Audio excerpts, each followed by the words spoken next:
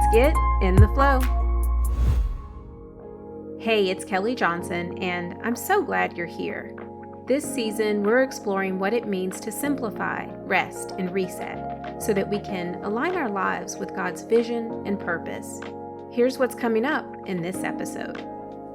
This is a time to go because there is work to be done. There's always work to be done in the kingdom. Yes. And everything prior to that is preparation for kingdom work. And one of the things that I have to consistently work on with myself is understanding that everything that I'm doing, one of the reasons I can't worry about money or worry about who I know or who I don't know, or is this the best time, all of these different factors, is because this is God using me as a vessel. Yeah. This is Him doing a great work through me to disciple others. So that reset requires consistent obedience, consistent going forward and consistent obedience. Welcome to In the Flow. Here you'll join me and some of my friends and thought leaders as we pursue living our faith deeply and holistically in our careers, relationships, health, finances, and even world issues. The conversations are unscripted and authentic as we flow in the Spirit. This season, I'm excited to partner with Vonna Matthews and several other women as we explore what it means to simplify, rest, and reset. Vonna Matthews is the founder of CEOMOM Magazine, creating impact at the intersection of faith, womanhood, and media. I've partnered with Vonna for several years on different projects, and I've always known her to be a woman who truly prioritizes the Lord. But here lately, our conversations have grown deeper, and I'm so grateful for that. In the Flow is not your typical podcast. Each season, you'll find a helpful resource to support your personal development, which you'll be able to find at my website, iamkelleyjohnson.com. Before we dive in, do me a quick favor and check out the show notes for some important details. Hit subscribe so you don't miss any episodes, and please be sure to share this with all your girls. Now it's time for Conversations That Flow. God said to me the other day, stop talking about money to me. When I give you a word, stop bringing up money, because my first thought is, how much is that going to cost? And I don't have. He's like, I don't talk to me about money. Wow. I got it. If I give you the word, do what I've called you to do. Money is not an issue. Right. So yeah, I've had to learn that. That's still a process, but I'm constantly learning that too and being reminded, but I also feel like, okay, so let's go back. We had talked about, we had that visual of a little boy on a porch waiting on his dad to come pick him up. And this dad has a reputation for not showing up. So talk about that within the context of resetting. That's hard. As you say, the dad has a reputation of not coming. The first thing that came to my mind was God always shows up.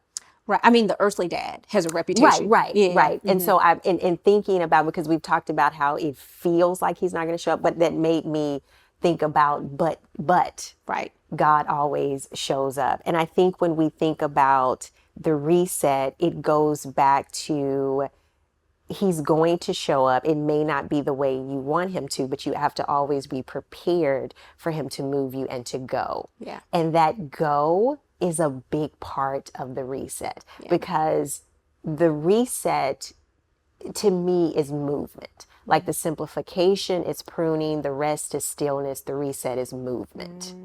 And so you're acknowledging that this is going to require me to go forward. The reset is not, and this is just the way I think about it, the reset is not a time for you to sit back. Right. This is a time to go because there is work to be done. There's always work to be done in the kingdom. Yes.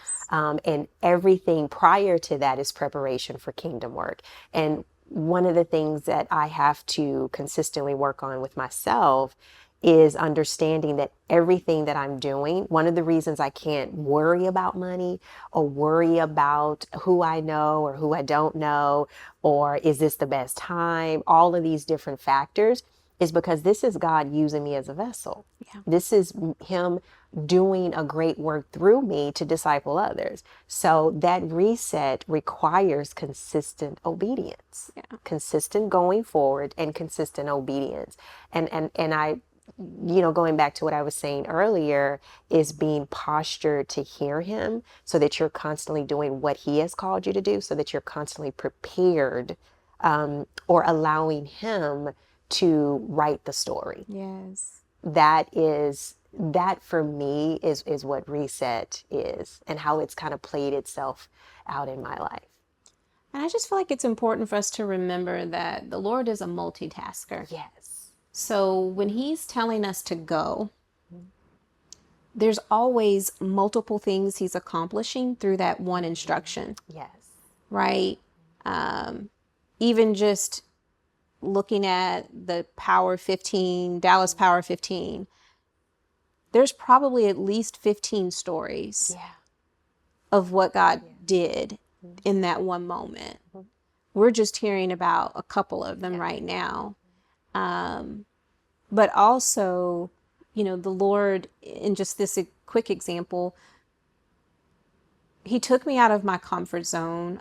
I don't always share the visions that I get or the dreams. Like, I don't share those with very many people. It's a very limited number.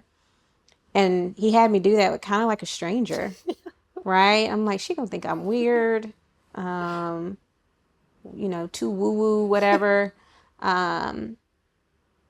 But he was growing something in me to also trust that I could hear from him. Yeah. Because there is that, like, wait a minute, Lord, I had this picture in my mind. Where did that picture just come from me? Because, I'm kind of creative. And so I can envision things pretty quickly, easily. So was this just a natural kind of on a bit more human level? Everything comes from him, but you know what I'm saying? Yeah, absolutely. Or was this like a vision from you, Lord? And it felt like that, because I'm like, I don't know where this is coming from. I've never met these women. Why are we in white? Why are we in a white room?